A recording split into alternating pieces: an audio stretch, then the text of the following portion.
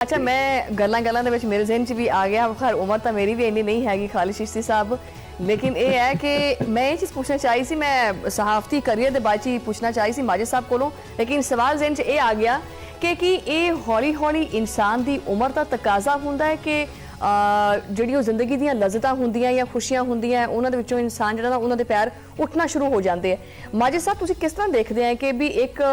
young life ਦੇ ਵਿੱਚ Eid ਗੁਜ਼ਾਰਨਾ cousins ਦੇ ਵਿੱਚ ਜਿਹੜਾ ਨਾ ਉੱਠਣਾ ਬੈਠਣਾ ਫਰੈਂਡਸ ਦੇ ਵਿੱਚ ਉੱਠਣਾ ਬੈਠਣਾ ਜਦੋਂ ਇਨਸਾਨ ਦਾ ਜ਼ਿਹਨ ਥੋੜਾ ਜਿਹਾ ਮੈਚੁਰ ਹੋ ਜਾਂਦਾ ਹੈ ਇੱਕ ਖਾਸ ਏਜ ਤੋਂ ਨਿਕਲ ਜਾਂਦਾ ਹੈ ਤੇ ਸ਼ਾਇਦ ਆਪਣੇ ਵਾਸਤੇ ਜ਼ਿੰਦਗੀ ਦੀਆਂ ਉਹ ਲਜ਼ਤਾਂ ਉਸ ਤਰ੍ਹਾਂ ਨਹੀਂ ਲੱਗਦੀਆਂ ਜਿੱਦਾਂ ਕਿ ਪਹਿਲੇ ਲੱਗਦੀਆਂ ਹੁੰਦੀਆਂ ਸੀ ਇਜ਼ ਦੈਟ ਟਰੂ मेरा ख्याल है कि मैं ना थोड़ा जिहा पॉजिटिवली वेखना वा तो मैं कहना कि जिंदगी के मुख्तलिफ हिस्से है ने टीयर्स है ने जिहड़ा तुसी गुजारते हो फिर उस तो निकल के अगले हिस्से दाखिल हो जाते हो मिसाल के तौर पर जिस तरह तुसी ईद की गल कर रहे हो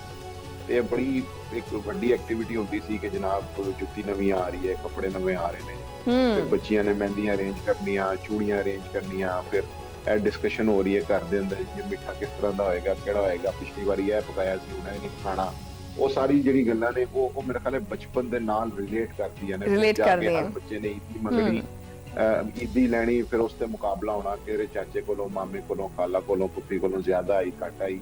ते वो पूरी एक फेस्टिविटी होंदी सी ईद दे अंदर फिर उस तो बाद हुंदा है कि जदों तुसीं जरा कॉलेज लाइफ यूनिवर्सिटी चले जांदे हो चीज़ां आहिस्ता चेंज होंदियां ने ते फिर बाद च मैं वेखिया कि हुण अजकल अगर असीं वेखीए ते सानूं बच्चे जदों इह कर रहे हुंदे ने ते सानूं एक उस चीज़ दी खुशी महसूस होंदी है लेकिन शायद असी अपने वास्ते उस तरह की तैयारियां हम नहीं करते क्योंकि सानू एक पीस ऑफ माइंड चाहिए होंदा है जिंदगी के नाल साडी प्रायोरिटीज चेंज हो जांदियां ने साडा ख्याल होंदा है कि जी इन्हां ईदां ते यारां दोस्तां नाल रिश्तेदारां नाल मिल के बहना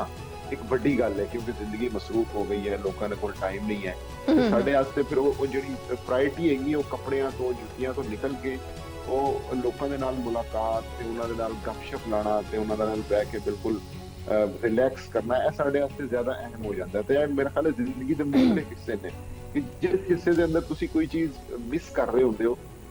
ਉਹਨੂੰ ਤੁਸੀਂ ਜ਼ਿਆਦਾ ਪ੍ਰਾਇੋਰਟਾਈਜ਼ ਕਰਦੇ ਹੋ ਕਿ ਜੀ ਇਹ ਮੈਨੂੰ ਚਾਹੀਦੀ ਬਚਪਨ ਦੇ ਅੰਦਰ ਤੁਹਾਡੀ ਖਾਹਿਸ਼ ਹੁੰਦੀ ਕਿ ਜੀ ਜ਼ਿੰਦਗੀ ਦਾ ਸਭ ਤੋਂ ਵੱਡਾ ਕੰਮ ਇਹੀ ਹੈ ਕਿ ਤੁਸੀਂ ਰਾਤ ਨੂੰ ਚਾਂਦ ਰਾਤ ਆਪਣੇ ਕੱਪੜੇ ਨਾਲ ਰੱਖ ਕੇ ਸੋਣੇ ਨੇ ਜੁੱਤੀ ਨਾਲ ਰੱਖ ਕੇ ਸੋਣੀ ਹੈ ਕੋਈ ਚੀਜ਼ ਸਰਾਣੇ ਦੇ ਨਾਲ ਪਈ ਹੈ ਕੋਈ ਘੜੀ ਕੋਈ ਨਾ ਜਿਸ ਤਰ੍ਹਾਂ ਮਾजिद ਸਾਹਿਬ ਰਿਸ਼ਤੇ ਵੀ ਜਿਹੜੇ ਨੇ ਨਾ ਹੌਲੀ ਹੌਲੀ ਵਕਤ ਦੇ ਨਾਲ